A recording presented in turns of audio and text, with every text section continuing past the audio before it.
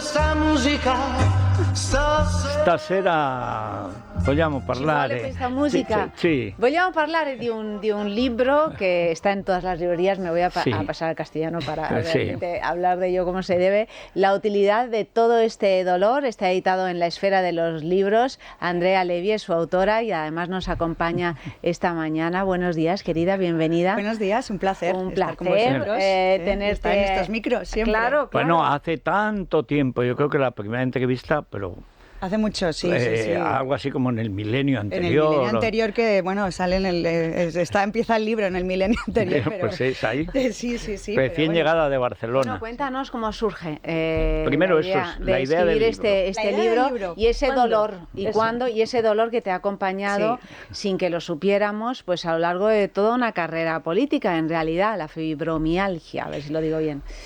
Pues la verdad yo nunca me hubiese pensado que podría escribir un libro, en el sentido que me gusta leer mucho, tengo mucho respeto por los escritores de verdad y por la literatura, y quién soy yo para ponerme a hablar en un libro, ¿no? Entonces me llama Imelda y me dice, oye, Andrea Imelda Navajo, que es Imelda la- Navajo, que es la jefa la de- jefa de... Sí. Imelda, por definición, muerta Imelda Marcos, no hay más que Imelda. Es- Bueno, pero es aquí Imelda. para que todos los que nos escuchan Y le- sepan de quién y le hablamos. di- Y me dijo, oye, Andrea, ¿ahora no te gustaría escribir algo, no sé, tu testimonio sobre la política y eso? Y le digo, mira, a mí me parece que los libros de política hay ya muchos y yo no quiero escribir sobre eso. Le digo, pero tengo una historia que contar.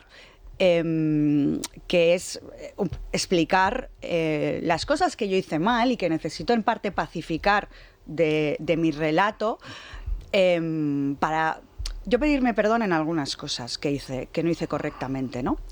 Y le digo, mira, eso fue en el mes de julio, si vuelvo en septiembre y en agosto me sale lo que quiero explicar, vamos adelante con el libro. Sale como un torrente. Y salió con un torrente y me dijo a la vuelta, oye, pero todo esto que cuentas, o sea, es muy... Ella dijo valiente, y es una de las palabras que me suelen decir estos días, y yo digo, yo no soy valiente para nada.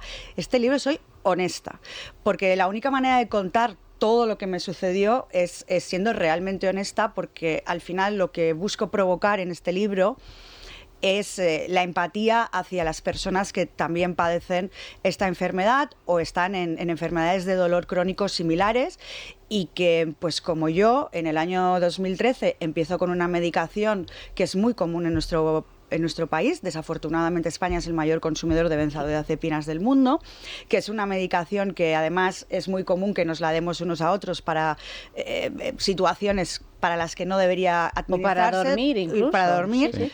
Y a mí me provocó graves consecuencias y graves perjuicios, y por esto este libro también da la batalla sobre eso. Entonces, es un libro que yo digo que busca un poco dar amparo o apoyar a personas que puedan verse en esa situación, porque yo no lo encontré. Pero no es un manual de autoayuda No, para no, personas para que nada. han sufrido o sufren fibromialgia, porque de hecho yo abordo la lectura cuando empiezo a leerlo pensando que vamos a encontrarnos con esto, con un relato de una persona enferma. Y es el relato de una persona que se dedicaba a la política y se puso enferma. Sí. No sé si Sí. es Bueno, el pescado que a se mí muerde la me cola. gusta- ¿Qué empieza antes? a ¿Si mí el me gusta dolor o la decir- política? ¿No? A mí me gusta decir que no soy una persona enferma, soy una persona que tengo una enfermedad.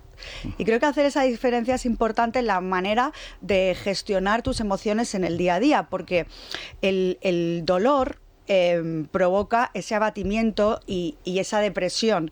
Y dices, yo no estoy deprimida porque es el dolor el que me causa ese sentimiento de fatiga. Y yo decía, pues si la vida me va súper bien, estoy en un momento con una trayectoria profesional que me gusta, estoy disfrutando de lo que hago. Triste, ¿no? Hay un Pero capítulo estoy que triste, no estoy entiendo por triste. qué. Y es porque al final yo le di la espalda a todo ese dolor. Yo no quería ver todo eso que estaba pasando. Yo no quería pensar que eso que tenía me iba a afectar en mi trayectoria, porque no me lo quería permitir. Y eso es la parte de esa vergüenza que me recorre. Bueno, pero a lo eso largo es de los años. el problema de las adicciones, es que las adicciones te permiten vivir y al mismo tiempo te hunden la vida. Malvivir, que es lo que dice, Sí. cómo sobrevivir es una forma de malvivir. Pero claro, yo cuando llego ya al colapso y me dicen, bueno, es que a ti hay que resetearte todo, ¿cómo yo iba a ser una persona adicta a un medicamento? Perdón, un medicamento me lo da un médico, me lo administra un farmacéutico. Claro, es que es muy difícil reconocerte en eso, porque yo me lo tomaba no porque me gustase, es que yo no podía dormir. Yo llegaba a casa y aquello eran horas de desvelo sin dormirme. El dolor de ese brazo que cuentas. El dolor de ese brazo que no paraba, pero yo no me lo permitía. O sea, yo no me permitía estar. Tenías que levantarte esa por la enfermedad. mañana e ir a la guerra. Pero Andrea, benzodiazepinas no, pero ¿cómo podemos tratar la fibromialgia? Porque sabemos que hay muchísimas personas que la padecen. ¿Qué es lo que debemos hacer? Pues eso es uno de los mensajes que me gusta trasladar con este libro, que es, hay formas de hacerlo con parches que más o menos te permiten ir avanzando, pero abordarlo, sentarte y decir, vamos a ver, esto no es simplemente esto que me tomo que funciona, sino cómo reeducarte para hacer las cosas bien.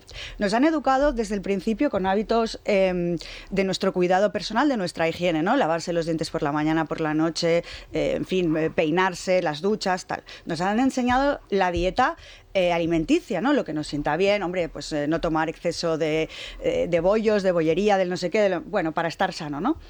La dieta del sueño existe. Eso que dicen de, es que no, ya dormiré cuando me muera, es que dormir, ya en el cementerio. No, perdón, dormir forma parte. Desde luego, sí. Eso es, en el cementerio, lo peor es que como no despiertas, tampoco sabes cómo has dormido. Claro, no duermes. No duermes. La dieta del sueño es fundamental, y es fundamental saber cómo tenemos que dormir, cómo hacer para dormir bien y las horas que necesitamos para dormir, porque esa regeneración muscular necesaria, esa oxigenación, esa recuperación de todo nuestro sistema, solo lo hacemos cuando dormimos. Los rumores, porque es verdad que todo tu ingreso hospitalario y demás, y todos tus padecimientos en ese sentido, se vieron rodeados de rumores de que tenías una serie de costumbres. ¿Cómo has vivido con eso? Bueno, claro, para mí era muy doloroso porque yo quería hacer las cosas bien y yo estaba muy orgullosa de donde estaba, de lo que defendía y la posición en la que yo estaba. Entonces, evidentemente, la carga de no estar bien, de intentar ocultarlo, de intentar que eso no se viera en mí físicamente.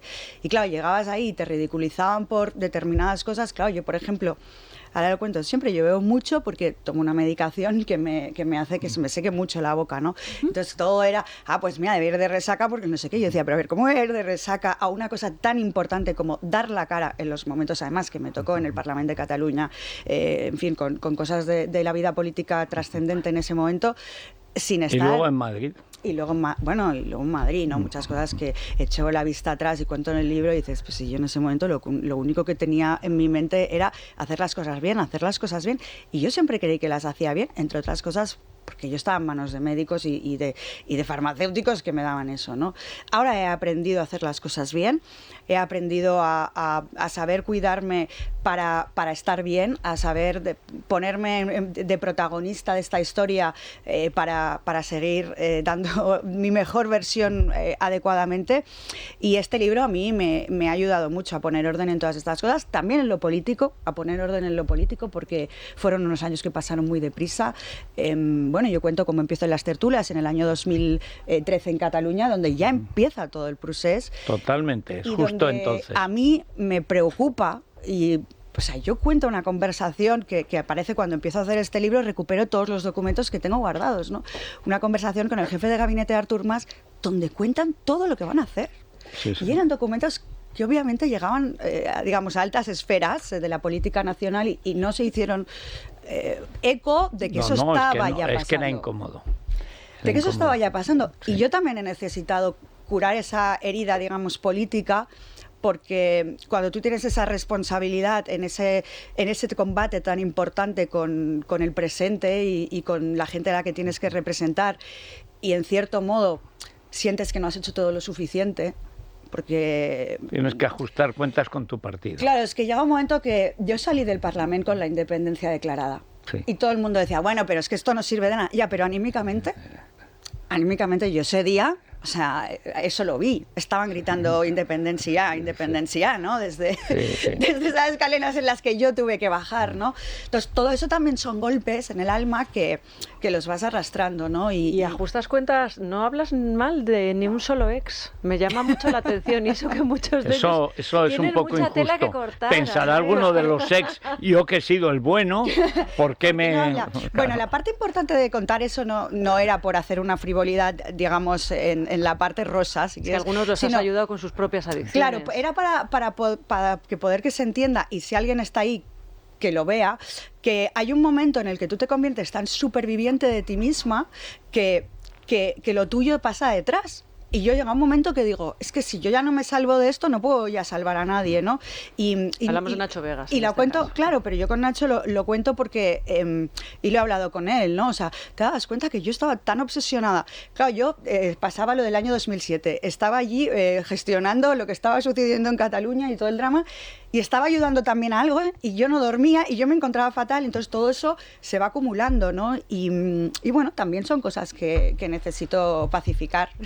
Bueno, yo creo que es un libro muy interesante, además es un libro breve que se lee enseguida y luego lo interpretas y lo comentas. Es un libro muy de comentar.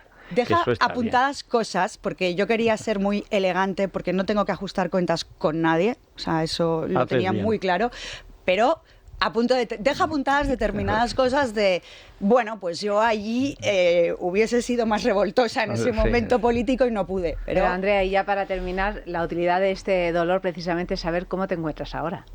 Ahora me encuentro bien y sobre todo ahora manejo bien una cosa que para mí es muy importante, que es cualquier tipo de frustración. La frustración personal, la frustración con el dolor y, bueno, el libro aparte cuenta de la frustración de los líderes políticos de ese momento que no la supieron resolver bien con ellos mismos, ¿no? Claro. Entre Rivera, Iglesias, tal, frustraron sus ambiciones y se acabaron sus carreras porque no sabían gestionar esta frustración. Entonces, ese aprendizaje de si hoy no llego, mañana podré, de si hoy no estás perfecta, mañana lo estarás, para mí ha sido una reeducación que me ha enseñado en todas mis vertientes profesionales y personales. Solo necesitas el cuidado que nos trae Mediterráneos, ¿verdad? Buenos días. Bea de la Torre.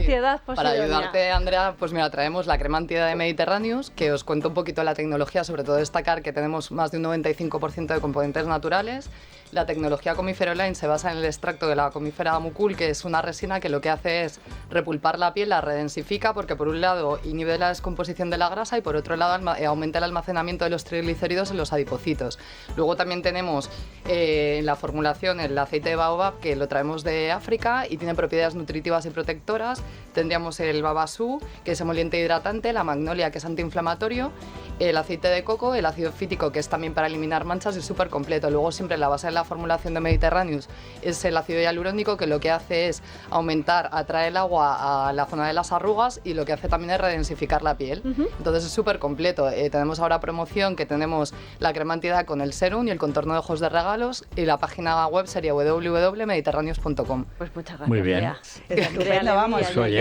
Me queda muchísimo todo. Es un placer. Bueno, mañana volvemos. Mañana, pero no sé lo que acabará hoy. O sea, si hay que irnos de voluntario a Israel, yo no me voy a Masada, yo me voy desde luego al canal de Suez. No voy a ir donde se pierde, porque Masada fue heroico, pero murieron todos los judíos. La que ha liado esta mañana el psicópata que tenemos en la Moncloa, lo iremos viendo en días sucesivos. O sea, no le bastaba a Argentina, que ha querido declarar la guerra a Israel, y lo ha conseguido. Vamos buenos, vamos buenos. Pero mañana a las 6 en punto estaremos aquí. Pásenlo bien.